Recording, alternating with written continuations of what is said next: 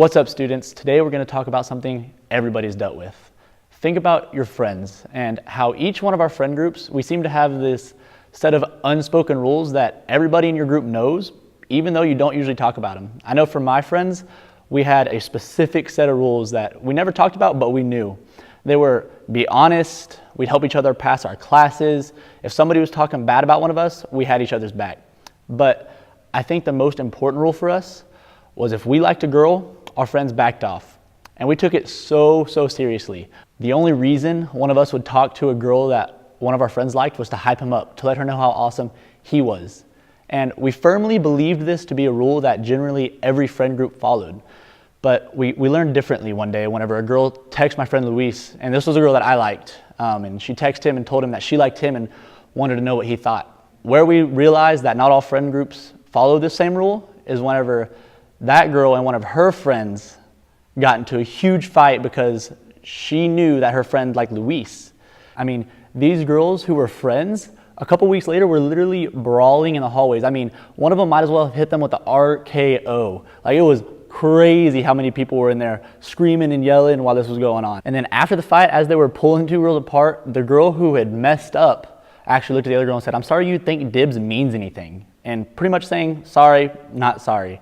And I'm sure we've all had a moment like that where somebody hurt us and then said something similar to sorry, not sorry, and didn't actually feel bad for what they did. Maybe all of us have been in a situation where we've had a friend who was sorry, not sorry, and that's where a grudge can be formed. I mean, a lot of times grudges are small and kind of tend to work themselves out, but whenever somebody really hurts us and it seems like they just don't care, that's when we can just hold on to these grudges for a long time. Maybe you already have somebody in mind. For me, it wasn't even a friend. It was a family member who I was really close to. We went on vacation one summer with me, my dad, and my grandma.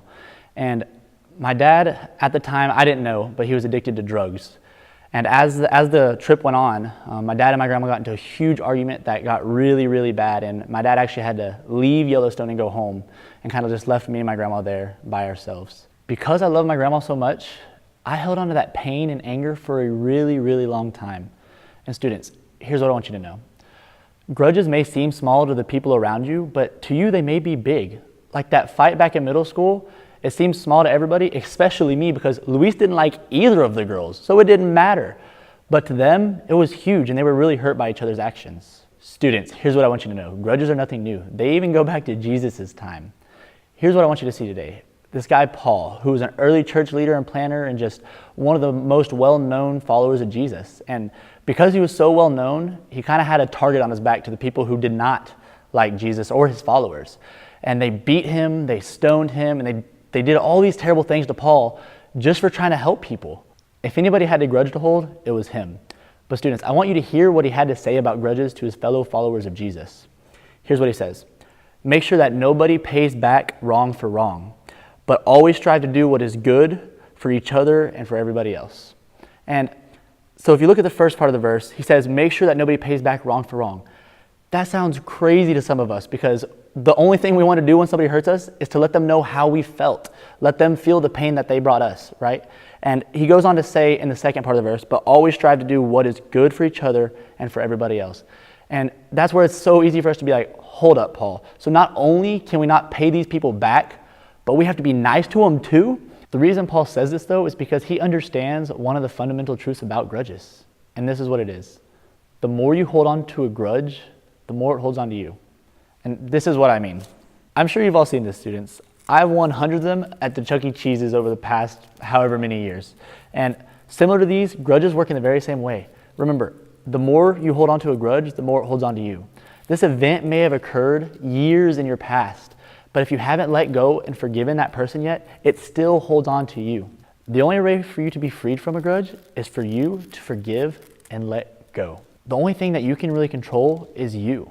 Whether the other person apologizes or is sorry, this is about you being free from the symptoms of a grudge.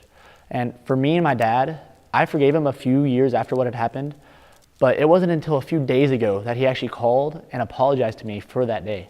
I realized this can be way easier said than done. You've been hurt by people who don't realize what they did or aren't even sorry about it. But this is about you being free from your grudge. And that's what your small groups are really about, so that you can walk with each other and help each other through these really tough times. And As I leave you tonight, I just want you to remember this. The more you hold on to a grudge, the more it'll hold on to you.